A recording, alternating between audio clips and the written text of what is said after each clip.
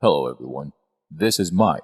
Compared to other species, we humans have always been at the cutting edge when it comes to the utilization of tools.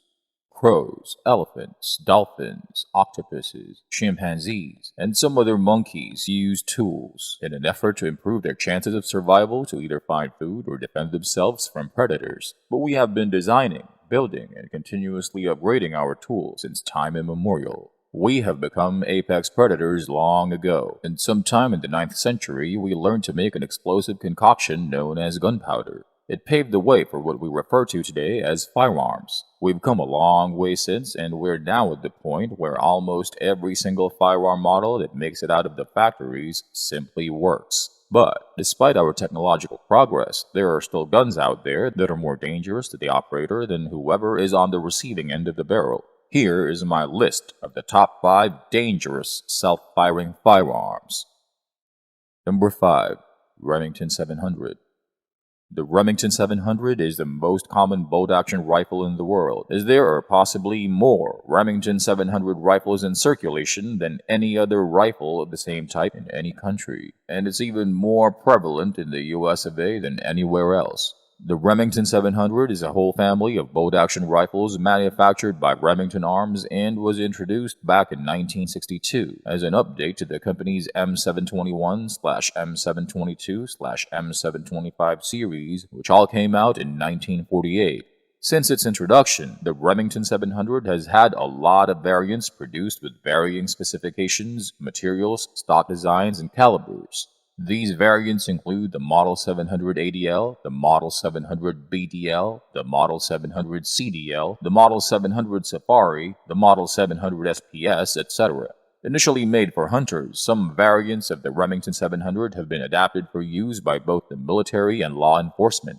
The Remington 700's military and police version is the M24 sniper weapon system, with its military designation given to it by the United States Army after its adoption as their standard-issue sniper rifle in 1988. Another version of this bolt-action rifle is the M40, and it was the Marine Corps that gave it that designation when they purchased 700 Remington Model 40X rifles during the Vietnam War. The Model 40X was a variant of the Remington Model 700 designed for target shooting and varmint. All military and police versions were built using the Remington 700's action, and the fact that they're still available to this day means they are mostly good rifles that have stood the test of time. But why are they on this list? Well, it's because all Remington 700 rifles manufactured up to 2014 have a trigger with a design defect that can cause some of them to have an accidental discharge when the safety is taken off with the gun's chamber loaded. This does happen even if the operator's trigger finger isn't on the trigger. There are reportedly only a small percentage of Remington 700s affected by this design defect, but more than a few people have already been killed. Thousands of customer complaints and lawsuits have been filed against Big Green, but the company just swept all those under the rug. This was until the company lost a landmark class action lawsuit where they were required to replace the defective triggers of some 7.5 million Remington 700 under a recall. Remington Arms to this day denies that the triggers were defective, but it is one of the reasons the company has been in financial trouble for a while. They've had to pay hundreds of settlements out of court, all related to this defective trigger. If you have a Remington Model 700, check if there's a letter V stamped on the trigger. If there is, that means your Model 700 is one of the rifles that Remington had fixed a long time ago. If there isn't, then you should take it to a competent gunsmith and have him install a Timney 2-stage trigger with safety. Number 4. Glock. Everyone these days knows what a Glock is. With very few exceptions, all Glocks are modern pistols with a steel slide and a polymer plastic frame that is designed to be thick to accommodate double-stack magazines, which give these handguns a high ammo capacity. The Glock 17 carried by most law enforcement officers is lightweight but superbly powerful, able to empty its magazine with 18 rounds of 9mm in a little under 9 seconds. It is robust and highly reliable as it is guaranteed to fire each time the bang switch is pulled. And unlike traditional magazine-fed pistol designs like the 1911 and the Browning High Power that have external manual safeties, Glocks don't have a single external manual safety, which, depending on who you talk to, can mean the difference between a thug getting neutralized or a CCW permit holder accidentally shooting himself or a bystander.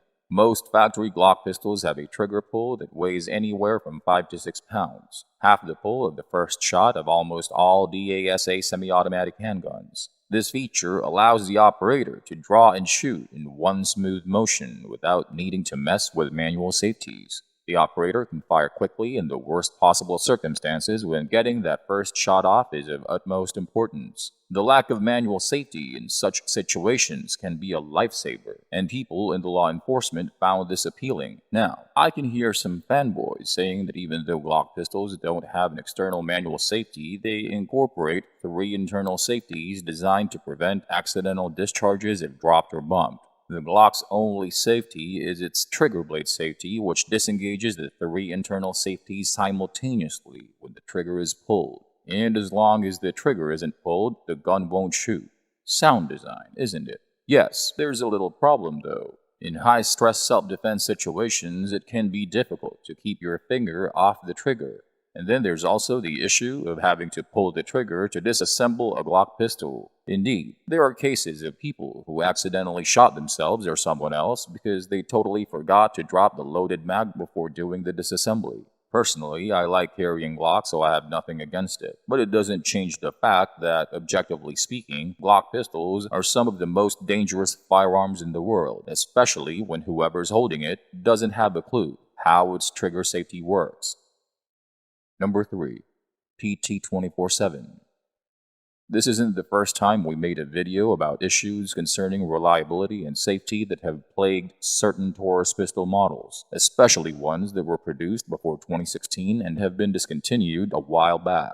One such pistol was the Taurus PT 24/7, and like all Taurus pistols, it was marketed as a really affordable polymer-framed full-size pistol. The PT 24/7 had a street price of $350, which was a really good price for what it was. A striker-fired handgun with second strike capability, a DASA trigger, and a 3-position safety lever which also worked as a decocker. Prior to its release, most DASA pistols that used a decocker were steel-framed hammer-fired pistols that were much heavier. With the exception of the Walther P99, the PT 24/7 was unique and practically unheard of, especially considering that the Walther P99 was $200 more expensive, give or take. In addition to its budget-friendly price, some of the Taurus PT 24/7 selling points include its fit and finish, pointability, and great ergonomics. It had good balance and pointed naturally, and it also had a little palm swell and nice checkering on the grip, which made it 100 times more comfortable to hold, aim, and shoot than the Glock it was made to compete with, the full-size Glock 17. As a handgun with a DASA trigger, when the Taurus PT 24/7 is cocked, it could be decocked using its external safety/decocker. When decocked with a bullet chambered, the pistol's trigger is in double-action mode. The DA trigger pull was heavy as pulling it did 2 things. It would cock the striker to release it, so it would strike the primer of the chambered cartridge, discharging the bullet. The slide then ejects the brass, pulls a fresh cartridge from the mag, and returns to battery, and the gun is back in single-action mode. Whenever a chambered round has a hard primer and won't go off, the trigger could just be pulled repeatedly until it ignites the primer, something all handguns with second strike capability are designed to do. But that decocker, no matter how good it sounded, is the reason why the PT 24/7 is on this list. There are a lot of documented reports of that decocker randomly resulting in accidental discharges when it is engaged with a loaded chamber. If you have a Taurus PT 24/7, you should really think about getting rid of it. Number 2. Winchester Model 1911 SL. There were not a lot of semi-automatic shotguns in circulation when Winchester introduced their Model 1911 SL in the year 1911. The SL in the Winchester Model 1911 SL stands for self-loading, because it was Winchester's first attempt to throw their hat into the auto-loading shotgun ring. Designed to compete against the Browning Auto 5, Winchester's Model 1911 SL initially looked promising, but would inevitably fail, due to its flawed design. With available chamberings in 12-gauge, 16-gauge, 20-gauge, and 28-gauge, there were approximately 83,000 of 1911 self-loading shotguns made by Winchester. To this day, a lot of them continue to be available and can still be purchased at gun stores and gun shows across the U.S. If you're looking to buy one, or if you've already purchased one and you don't know how dangerous these 1911 shotguns could be, then you should be really careful. The root of all design problems of the 1911 self-loading shotgun was Winchester's mediocre attempt to imitate certain attributes of the Browning Auto 5 without infringing on any of John Browning's patents. Browning had been very thorough when he filed all the patents on the Auto 5's design, and one of the patented parts was its charging tab, which may sound trivial, but we'll get to it in a bit.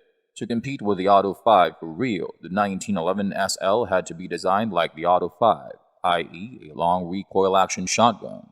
The bolt and barrel are locked together when moving to the rear after a shell is fired. This ejects the spent shell, which, on its way back to battery, will also automatically chamber a new cartridge from the magazine, prepping the weapon for another shot. But the one big difference between the Auto 5 and the 1911 SL is how either shotgun is loaded. That patented charging tab on the bolt of the Auto 5 that I mentioned earlier, as trivial as it sounded, is a pretty important part, which unfortunately for Winchester is something they can't use. So as a workaround, to charge the 1911 SL, the shooter had to compress the reciprocating barrel, which wasn't easy to do. Many owners of the Winchester 1911 SL instinctively had to rest the shotgun's butt on the ground so they could use both hands to push down on the barrel, cycle the action, and unload the gun. What usually ended up happening was the gun would discharge into the owner's face, killing him in the process. This poorly designed way of cycling the action and its resulting accidental discharges, which caused so many unnecessary deaths, is how the shotgun earned its moniker the Widowmaker. Number 1. SIG P320. I used to be one of the guys who loved the SIG P320. The US military adopted it as their standard issue sidearm in 2017, giving it the military designations M17 and M18. It became wildly popular as a result, even after a video showing a P320 having an accidental discharge made the rounds online shortly after the US military's adoption. SIG P320 detractors and fans alike set out to determine the root cause of the accidental discharges, and not too long later, it was discovered that when both the handgun's frame and slide hit a hard surface at a 30-degree angle from a certain drop height, the inertia from the drop pushed the trigger rearward, which in turn resulted in an accidental discharge. The trigger's mass turned out to be a little too heavy, and it resulted in a lawsuit being filed in 2018, which ended in a class action settlement in early 2020. Sig Sauer issued a recall of sorts called the Voluntary Upgrade Program to fix the issue. All SIG P320 owners are eligible for the program, and upon sending in their pistol, Sig Sauer will install a striker, a sear, and a trigger, all with a reduced physical weight while adding a mechanical disconnector. But to this day, cases of the Sig Sauer P320 having accidental discharges continue to surface online, a huge lot of which are well documented within law enforcement circles. Most police departments opt not to make their complaints on the SIG P320 public, but those that do make it out online do confirm that there are inherent problems with the design that cannot be alleviated by Sig Sauer's voluntary upgrade program. Case in point, the Wyoming Highway Patrol quit issuing its troopers Sig Sauer P320 pistols sometime in 2020 after one of the weapons accidentally discharged. Troopers lost confidence in their standard issue Sig Sauer P320 after one patrolman's sidearm had an accidental discharge. No one was hurt, but not all police departments are as fortunate. Just a few months ago, a Milwaukee police officers union filed a lawsuit against the city, alleging that the department's standard issue sidearm, the SIG P320, can discharge without the trigger being pulled. The lawsuit was filed on behalf of an officer named Adam Maritato, who was shot in the leg with a fellow officer's SIG P320 2 years ago during a struggle with a suspect. The plaintiffs say the incident is just one of at least 3 cases in which a Milwaukee police officer was injured by a Sig Sauer P320's accidental discharge without the trigger being pulled. And that's all for this video. I'm sure you know of other firearms that are also dangerous. If you feel like they should have been included in this video, let me know by commenting down below. Please like, share, and subscribe, and click on that little bell icon so you don't miss out on any new content. And as always, thanks for watching.